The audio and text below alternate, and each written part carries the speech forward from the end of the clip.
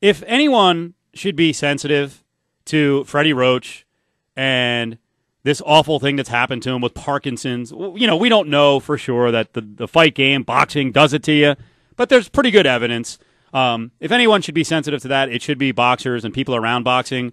And there was a video last night that got out on Fan House where Margarito and one of his training partners, Brandon Rios, are doing Freddie Roach Parkinson impressions, shaking, contorted faces, stuttering. Just stupid, childish.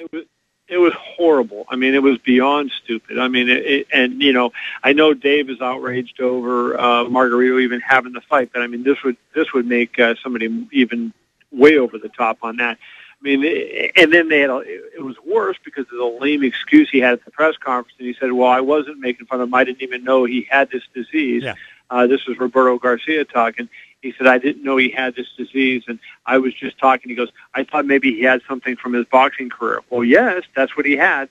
And Freddie's Parkinson is actually trauma-induced Parkinson's, and it's a Parkinson's that came from from too many years in the ring and being hit too often. So it's really a sad thing that they did, and showed just a complete lack of class on the part of all three men. Am I going too far saying it's, you know, it says a lot about Margarito, I think. I think it does too. Yeah. I mean, I was critical of him, highly critical of him in my column this morning on Yahoo Sports after watching it, and I just don't see how how Margarito, thinks he can just explain this away, because he cannot. You know, the other part of it is when you watch the video and they pulled it down. Although I was able to screen cap some shots of them doing their Freddie Roach Parkinson's impression, so they're up on the boxing blog up on Yahoo. The beginning of the video is another disturbing trend.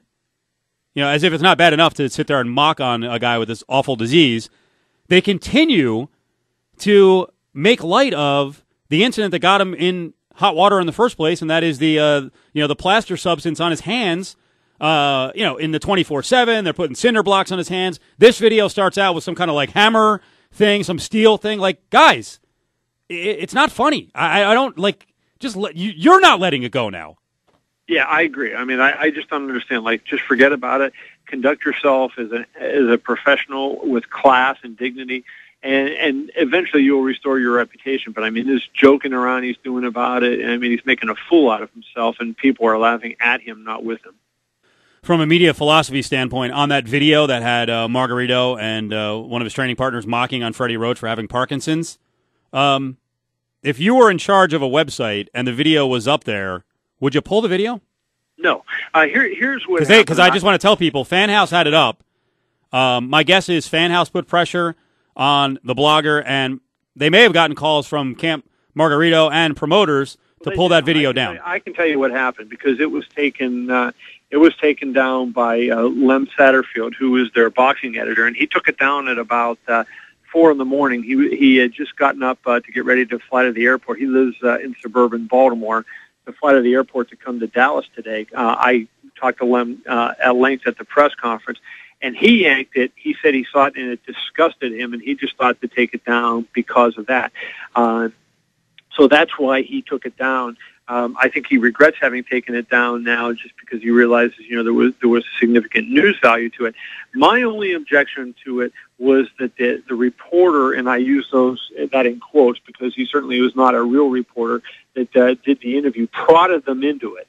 And, that's not the role of a journalist to be doing something like that. And, he was like, doing the old, hey, he said this about you and he said this about you. And he was really prodding them. It doesn't excuse them for saying it, but the reporter in that case, was unprofessional and got them to, say that, by the way, he was interviewing them.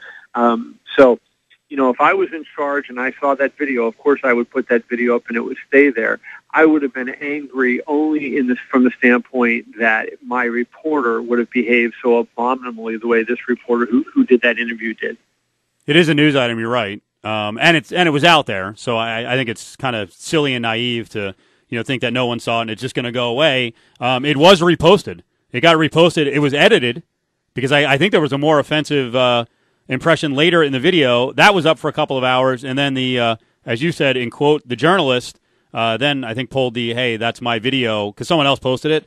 That's my video, copyright, whatever infringement rights deal and pull it down. So it got pulled down a second time.